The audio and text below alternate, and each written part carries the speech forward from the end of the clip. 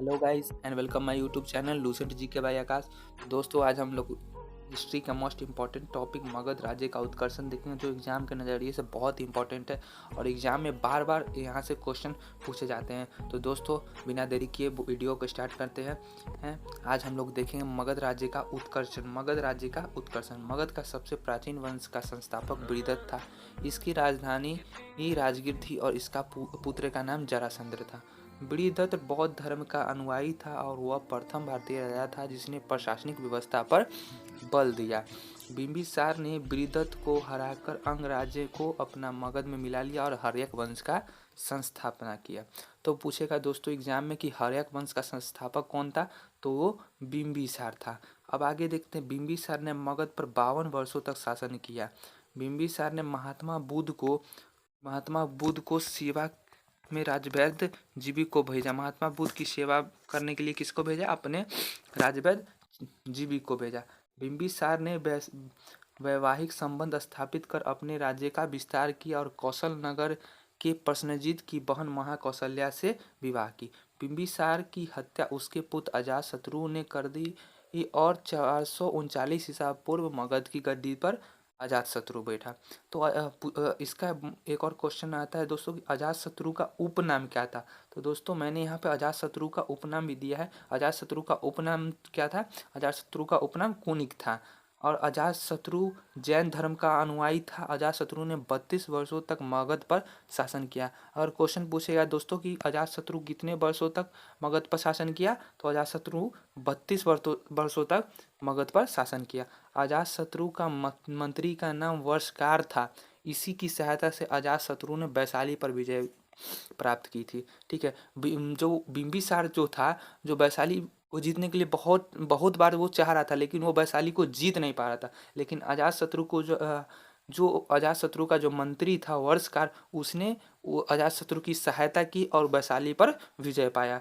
461 ईसा पूर्व अपने पिता की हत्या कर उदयन मगध की गद्दी पर बैठा। जब अजातशत्रु का बेटा उदयन था, अजातशत्रु का बेटा कौन था? उदयन। उदयन ने अपने पिता अजातशत्रु को क्या किया? चाकू से मारकर उसकी जगह खुद मगध की गद्दी पर बैठा। उदयन ने अपना राजधानी कहाँ बनाया? पाटलिपुत्र में बनाया। हर्यक वंश का अंतिम राजा कौन था? हर्यक वंश का अंतिम राजा नागदशक था। नागदशक को अपने ही मंत्री शिशुनाग ने 1412 ईसा पूर्व में मारकर गद्दी पर शिशुनाग वंश की स्थापना कर दी। शिशुनाग वंश की स्थापना कर दी। नाग ने अपनी राजधानी पाटलिपुत्र से हटाकर वैशाली में स्थापित कर दिया। शिशुनाग का उत्तराधिकारी कौन था? कालाशोक था। कालाशोक ने राजधानी को फिर पाटलिपुत्र स्थापित किया। कालाशोक ने राजधानी को कहाँ? फिर से पाटलिपुत्र में स्थापित किया। यहाँ पर शिशुनाग ने अपनी राजधानी पाटलिपुत्र से हटाकर वैशाली में किया था, लेकिन उसका उत्तराधिकारी जो कालाशोक था, कालाशोक ने राजधानी को फिर से पाटलिपुत्र स्थापित किया। ठीक है। शिशुनाग वंश का अंतिम शासक नंदीवर्धन था। शिशुनाग वंश का अंतिम शासक कौन था? नंदीवर्धन था। और उस नंदीवर्धन था। नंद वंश का संस्थापक कौन बना? महापद्म बना। जब नंदीवर्धन के मंत्री महापद्म नंद थे, उन्होंने जब देखा कि ये बहुत अयोग्य राजा है, तो उसको महापद्म नंद ने उसको मारकर अपने नंद वंश की संस्थापना कर दी। उसके बाद नंद वंश का अंतिम शासक कौन था? धनानंद था। धनानंद जो बहुत ही अयोग्य शासक था और ये हमेशा नशे पान में रहता था और ये मतलब नशे पान में रहकर बार बार मतलब लड़कियों के सौंदर्य में, और ये ऐसा राजा था कि डेली डेली अपनी मतलब रोज रोज अपनी रानियों बदलते रहता था। तो घनानंद सिकंदर का समकालीन था। इसे चंद्रगुप्त मौर्य ने युद्ध में पराजित किया और मौर्य वंश की स्थापना कर दी। सिकंदर का जन्म 356 ईसा पूर्व में हुआ था और इसके माता पिता का नाम क्या था? फिलिप था। तो दोस्तों यहाँ पर घनानंद सिकंदर और मौर्य चंद्रगुप्त मौर्य से बहुत ही एक बीच की कहानी है। जो इसकी कहानी चाणक्य से, जब सिकंदर जब ईरान से विश्व जीतने के चक्कर में निकला, तो वो सबसे पहले तक्षशिला में आया, तक्षशिला को जीता और तक्षशिला में ही तक्षशिला के विश्वविद्यालय में चाणक्य जो वहाँ पे पढ़ाते थे, तो उन्होंने क्या किया कि अपने अपने यहाँ मगध के राजा धनानंद थे, उनके पास जाकर उनसे मदद मांगी। तो धनानंद ने उन्हें क्या किया, दो तीन बात, बहुत सारे बात बोल के उनको बाहर महल से अपने बाहर फेंकवा दिया और उनकी चोटी पकड़ के उनको बाहर फेंका दी। तभी उन चाणक्य ने वहाँ पे कसम खाई थी कि जब तक मैं चोटी जब तक नहीं बांधूंगा, जब तक तुम्हारा विनाश न कर दूँ। तो उसने अपने ये जो शिष्य चंद्रगुप्त मौर्य थे उसके पास गई और उनसे सहायता मांगे और बोले कि हाँ, कि ये सिकंदर जो है वो विश्व विजेता बनना चाहता है, उसे रोको। तो सिकंदर को रोकने के लिए वो आगे निकल गए। जब सिकंदर सिकंदर को रोकने गए तो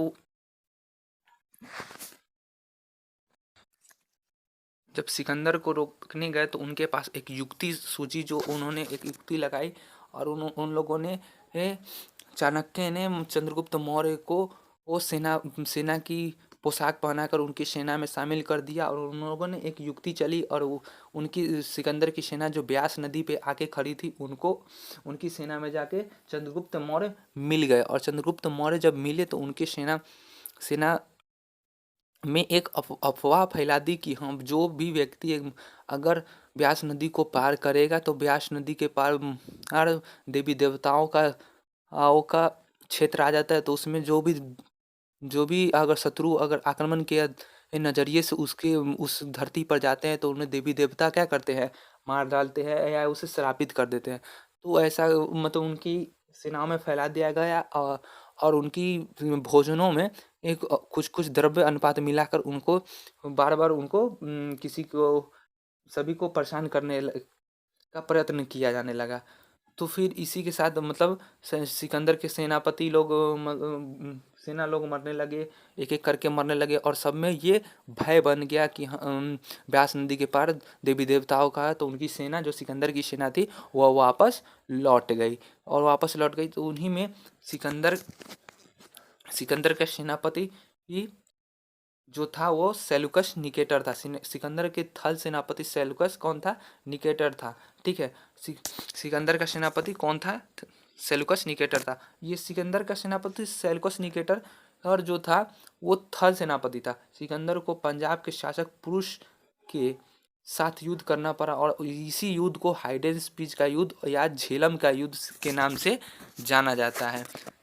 अब बात करते हैं सिकंदर की सेना ने ब्यास नदी के पश्चिमी तट पर पहुंचकर पार करने से इनकार कर दिया। सिकंदर के जल सेनापति नियारकस था। सिकंदर का जल सेनापति कौन था, नियारकस था। तो मैंने भी बताया दोस्तों कि जो उसकी सेना थी उसके सेनाओं में क्या भर गई, भय भर गए कि हाँ उस ब्यास नदी के पार देवी देवताओं का क्षेत्र है, उसमें हम लोग आक्रमण के नज़रिए से जाएंगे तो हम लोग को वो बहुत सारे बीमारियां हो जाएगी, हम लोग मर जाएंगे, ऐसे वैसे अगर बात फैल गई। अब बात इसके बाद आती है मौर्य साम्राज्य की। मौर्य साम्राज्य, तो मौर्य साम्राज्य का संस्थापक चंद्रगुप्त मौर्य था। मौर्य साम्राज्य का संस्थापक कौन था, चंद्रगुप्त मौर्य था, जिसका जन्म 345 ईसा पूर्व में हुआ था।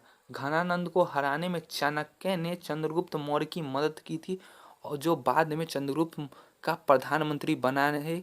इसके द्वारा लिखित पुस्तक अर्थशास्त्र है। मतलब चाणक्य का क्वेश्चन पूछता है कि चाणक्य द्वारा लिखा पुस्तक कौन सा है, तो अर्थशास्त्र है।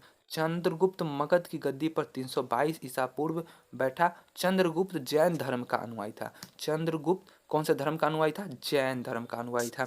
अब चंद्रगुप्त ने 305 ईस्वी में सेल्यूकस निकेटर को हराया और उसकी बेटी कौरनिया से शादी कर ली। सेल्यूकस निकेटर ने उसे काबुल, कंधार, हेरात और मकरान दिए।